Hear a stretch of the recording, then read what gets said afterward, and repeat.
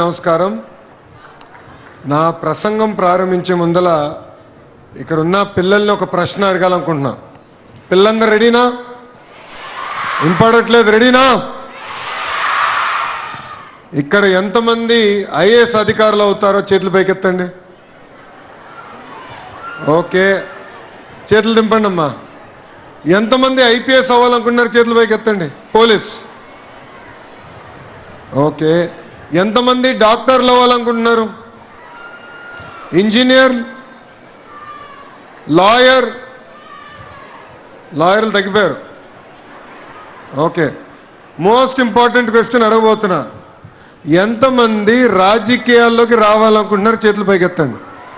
ఇప్పుడు ఎత్తుతారులే అందరూ. ఎందుకు అడుగుతున్నానంటే గౌరవ ముఖ్యమంత్రి గారు